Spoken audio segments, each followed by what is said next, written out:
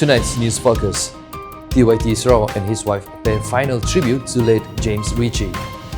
Sarawak Premier arrives in Toulouse, France for official working visit. Sarawak Premier witnesses signing ceremony of joint venture agreement between AIROD and SATYS.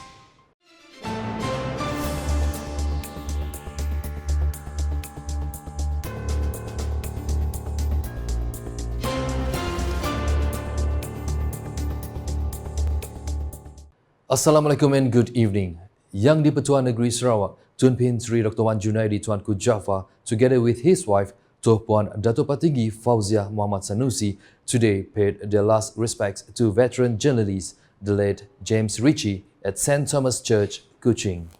The arrival of Tun Pin Sri Dr. Wan Junaidi and his wife at around 10:05 am was greeted by the widow and children of the deceased in an atmosphere full of sadness, but also appreciations for the great services of the deceased had made throughout his life. The Sarawak governor and his wife spent about 20 minutes visiting the deceased as a symbol of appreciations for his significant contributions to the world of journalism and efforts to document the state's history. The late James Ritchie was not only known as a dedicated journalist, but was also recognized as Sarawak's unofficial historian, who diligently recorded the narrative of the people, culture, and development of the state for the decades. Commenting on the passing of the late Tun Pin Sri Dr. Wan Junaidi described it as a great loss to Sarawak, especially in the field of media and history. Tun Pin Sri Dr. Wan Junaidi also expressed his sorrow over the passing of a friend whom he described as a big-hearted, diligent, and always committed to recording important events for the eyes of the future generations. He and Tuan Puan Dato' Patinggi Fauziah also expressed their condolences to the entire family of the deceased and prayed that they would be given strength and fortitude in facing this moment of loss. The deceased breathed his last at the Sarawak General Hospital last Saturday at the age of 74. His remains will be laid to rest at the Nirvana Memorial Park, Bau, tomorrow. Sarawak Premier Dato' Patinggi Tan Sri Dr. Abang Abdul Rahman Zohari Tun Dato' Abang Openg has safely arrived in Toulouse, France to begin a 2-day official working visit to the country. His arrival at 3:30 p.m. local time on Sunday in the city located in southern France was welcomed by Sarawak Deputy Premier Dato' Amar Awang Tengah Ali Hassan and Sarawak Minister for Transport Dato' Sri Lee Kim Shin. Accompanying the Sarawak Premier's entourage were Sarawak Secretary Dato' Amar Muhammad Abu Bakar Marzuki, Sarawak Attorney General Dato' Sri Safri Ali, Deputy Sarawak Secretary Economic Planning and Development Dato' Sri Dr. Muhammad Abdullah Zaidil, and senior Sarawak government officials. On the same day, the Sarawak Premier witnessed the signing of a joint venture agreement between AIROD and SATYS in an official ceremony. The second day of the Sarawak Premier's working visit to Toulouse will begin with a visit to ATR's final assembly plant, a world-leading turboprop aircraft manufacturer in France. The delegations will then be taken to the ATR final assembly line facility en route de Bayonne and given a comprehensive briefing on the aircraft assembly process. The visit will further continue to the ATR headquarters and ATR Customer Experience Studio to review the company's latest innovations and customer experience approach. Next, the delegations will depart for the Airbus campus in Blagnac and attend a lunch and professional networking session at the Airspace Customers Showroom, Agora Hub, hosted by the President of Airbus International, Wouter van Verst. The working visit will continue with a comprehensive tour of the Airbus customer showroom before the delegations moves to the final assembly plant of the A350 aircraft, where the delegations will be given the opportunity to witness the final assembly process of one of the world's most advanced commercial aircraft. Meanwhile, Dato' Patinggi Abang Zohari witnessed the signing ceremony of the joint venture agreement between AIROD and SATYS at the Courtyard Marriott here on Sunday evening, local time. The joint venture agreement signing ceremony was concluded with an official document exchange ceremony between Dato' Firhad Uzir Abdul Rahim on behalf of AIROD and Christopher Kedio as the Chief Executive Officer of SATYS. This agreement is expected to create strong synergies through the collaborations of global best practices and extensive local expertise. This joint venture will stimulate growth, drive technological advancements, and open up new opportunities in the Malaysian aerospace ecosystem, particularly in supporting Sarawak's aspirations in this sector. AIROD is Malaysia's leading aerospace maintenance, repair and overhaul MRO organizations. Meanwhile, SATYS is a French company renowned for its expertise in aircraft painting and coating. Kuching has great potential to become a center for legal diplomacy and an alternative dispute resolution ADR hub in the Borneo region, in line with geopolitical changes and rapid growth in the archipelago. GBD Prime Minister Datuk Seri Fadilah Yusof has stressed the need to develop a robust, inclusive and internationally recognized ADR ecosystem to address the challenges of increasingly complex regional investment and commercial affairs. Consider the strategic location of Borneo within the Brunei, Indonesia, Malaysia, Philippines is ASEAN Growth Area or BIM IAGA.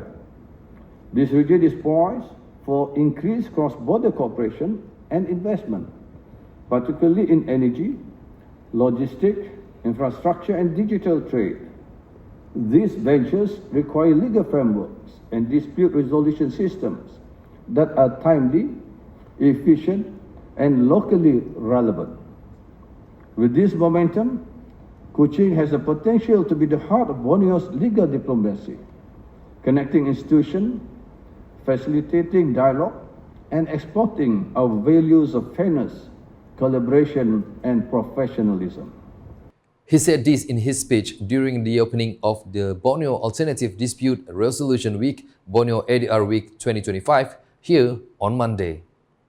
According to him, Borneo's strategic position is now increasingly evident with the development of Indonesia's archipelago, the active role of Brunei, and the economic growth of Sabah and Sarawak, making it a new focal point in Asia. Datuk Seri Fadilah also recognized the Borneo ADR Week as an important platform, the first of its kind in Malaysia, for bringing together various firms, institutions, and professional bodies in a collective effort to strengthen the role of ADR in resolving disputes effectively. Ladies and gentlemen, Alternative Dispute Resolution or ADR is not merely a legal mechanism. It is a form of economic infrastructure that complements the work of our courts.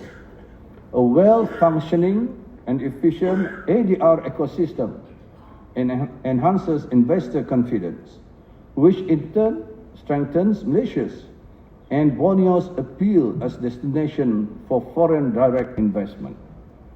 Malaysia, he said, remains committed to global frameworks such as the New York Convention and the Singapore Convention, which guarantee the recognition and enforcement of ADR decisions across borders.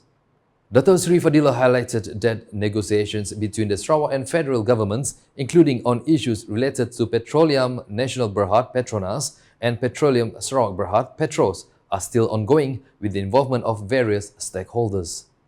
Commenting on a statement by Senior Counsel Mohammed Hanif Khatri Abdullah, who suggested that the Attorney General and the State Attorney General be of similar opinion on the issue of claims between the two governments, Datuk Seri Fadilah stressed that technical discussions have been and are taking place through various official channels.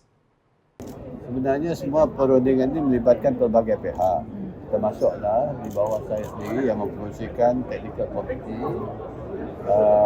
diwakili oleh semua pihak, termasuk daripada kajian negeri, daripada pelbagai jabatan, termasuklah Jabatan Peguam Negara dan Jabatan Peguam Besar Negeri Sarawak.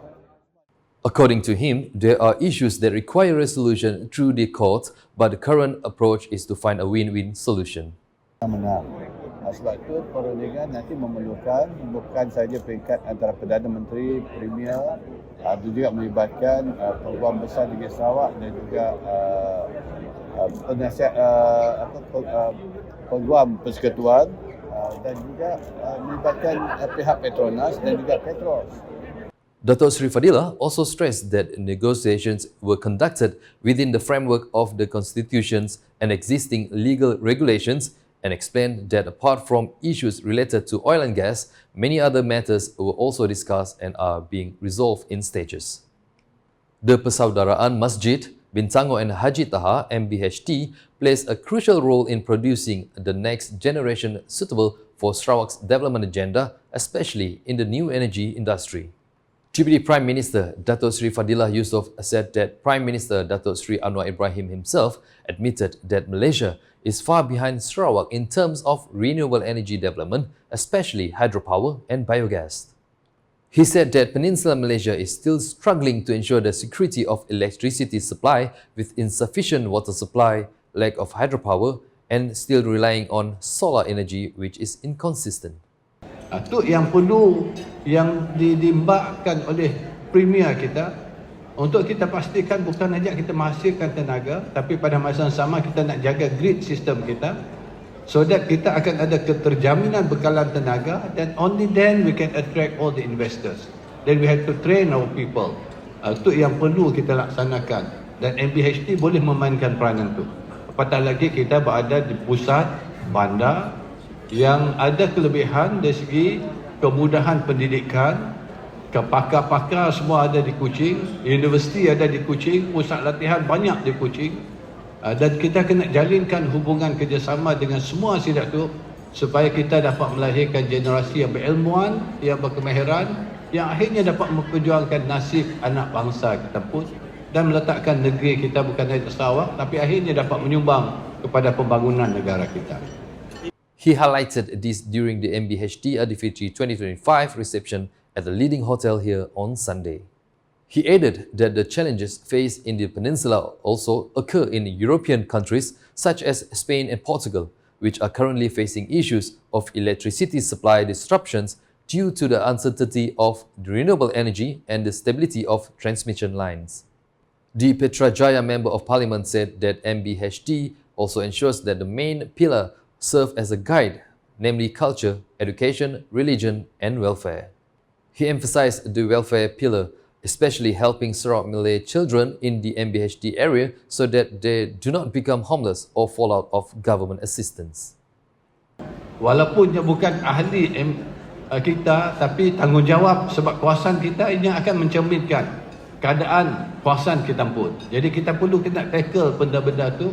Dan saya kira MBHT boleh memainkan peranan untuk bersama-sama dalam kerajaan mengenal pasti mereka yang tercicir, yang perlukan bantuan, bagaimana mereka nak dijaringkan dengan segala bantuan yang disediakan oleh kerajaan dan sebagainya. And that's the English edition with me, Sharill Malek. More news can be found in the official portal ukas.sarawak.gov.my and social media platforms including Facebook and YouTube.